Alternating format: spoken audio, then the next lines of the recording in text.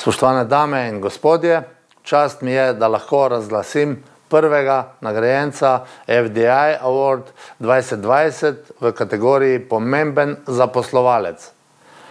Nagrado prejme Atlantik Droga Kolinska. Iskrene čestitke. Podjetje Atlantik Droga Kolinska d.o.o. ima bogato zgodovino. Od ustanovitve podjetja Kolinska leta 1908 preko lastništva s strani podjetja Frank iz Zagreba do združitve s podjetjem Droga iz Portoroža leta 2005. Leta 2010 je tako združeno podjetje postalo del hrvaške skupine Atlantik Grupa, ki je eno vodilnih podjetij s prehrambnimi izdelki in pijačami v regiji. S tem je pridobilo lastnika, ki vlaga v razvoj in širitev številnih uspešnih blagovnih znamk, ki so tudi v mednarodni trgovini pomemben element spodbujanja izvoza. Podjetje je v letu 2019 doseglo 171 milijonov evrov čistih prihodkov od prodaje, kar je odstotek več kot v prejšnjem letu. Čisti poslovni izid je znašal 23,5 milijona evrov. Podjetje je imelo v preteklem letu 465 zaposlenih, dodana vrednost na zaposlenega pa je lani presegala 93 tisoč evrov. 62% delež prodaje dosegajo na trgih Evropske unije, v jugovzhodni Evropi nadaljnjih 25%, izvažajo pa tudi v Rusijo. Gre za enega največjih zaposlovalcev v tuji lasti, predvsem v razmerju zelo visoko dodano vrednostjo na zaposlenega. Poleg nagrajenega podjetja, tuji lastnik v sestrskem podjetju Atlantik Trade d.o.o. zaposluje še 181 oseb. Zaradi vsega naštetega komisija v kategoriji Pomemben zaposlovalec nagrajuje podjetje Atlantik Droga Kolinska d.o.o.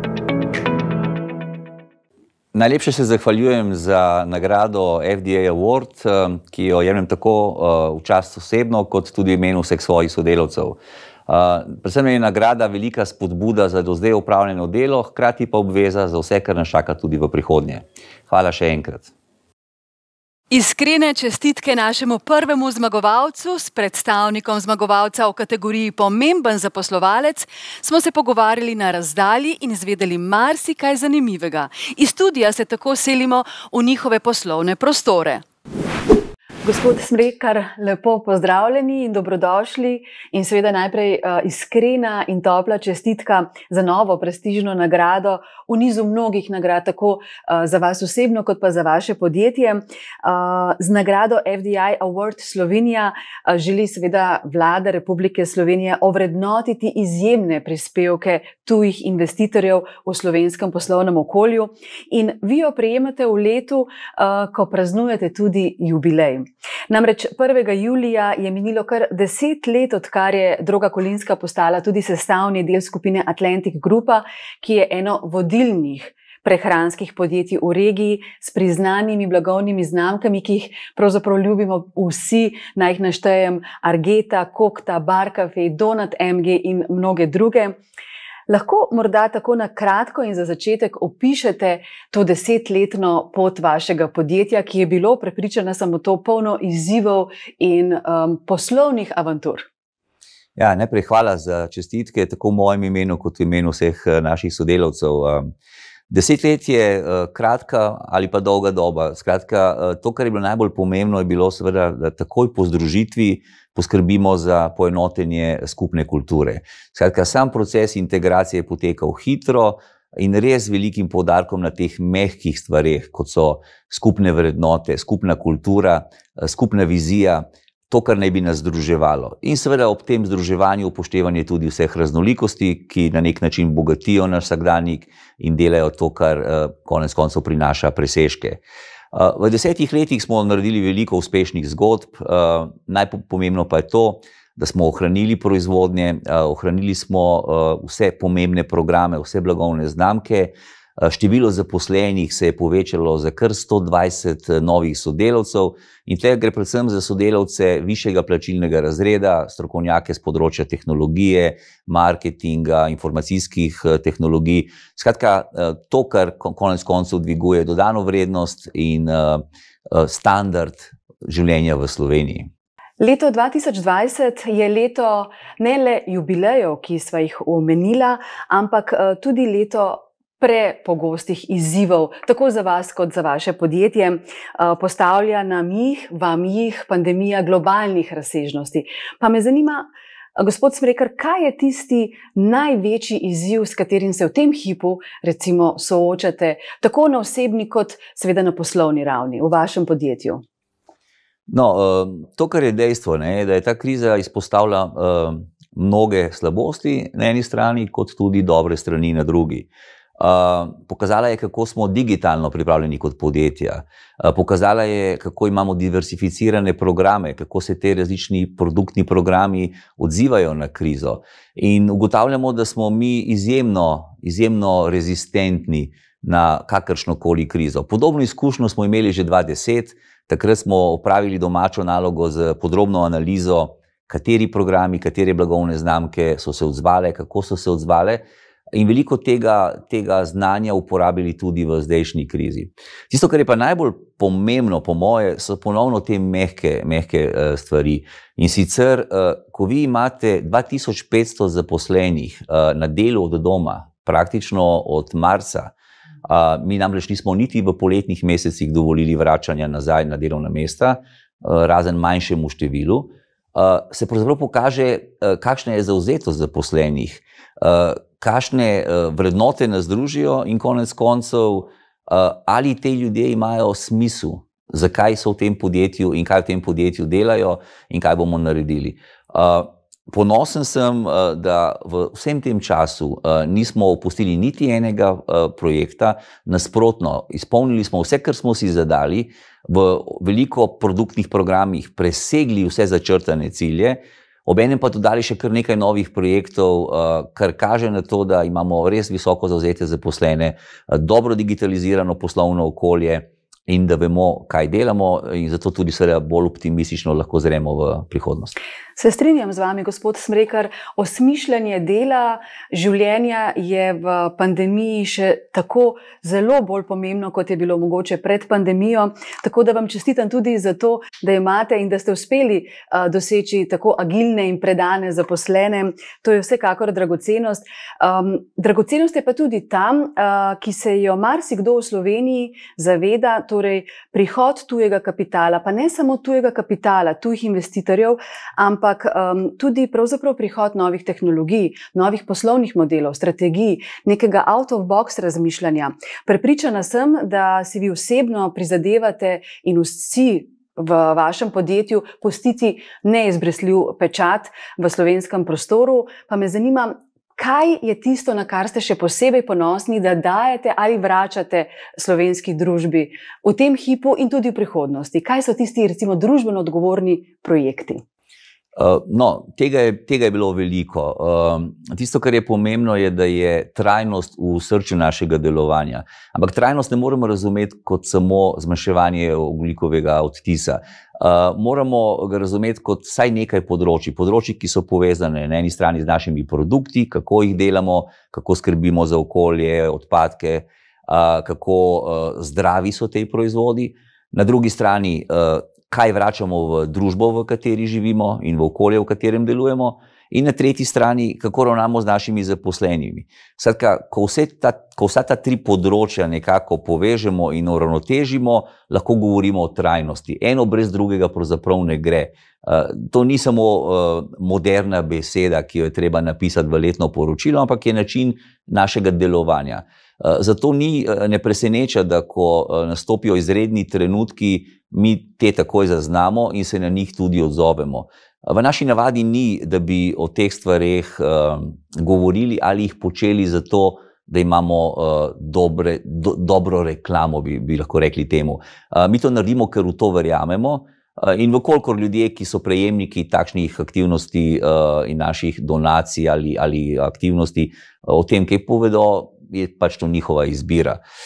Seveda smo se v tej krizi takoj odzvali. Na eni strani smo pomagali slovenski vladi z donacijo na račun za pomoč pri reševanju zdravstvene krize.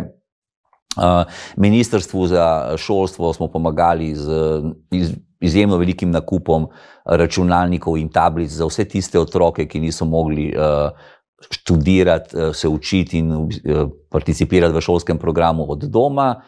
Poleg tega smo pa poiskali celo vrsto aktivnosti, ki so pomagale lokalnemu okolju. Skratka, zavedati se moramo, od kje prihajamo in v to okolje tudi nekaj vračati. Zelo lepo je to slišati, verjamem, da so vse vaše misli nekako usmerjene res v to, v akcijo, v delovanje. Vsekakor sem pa prepričana tudi, da razmišljate o inoviranju, o inovacijah.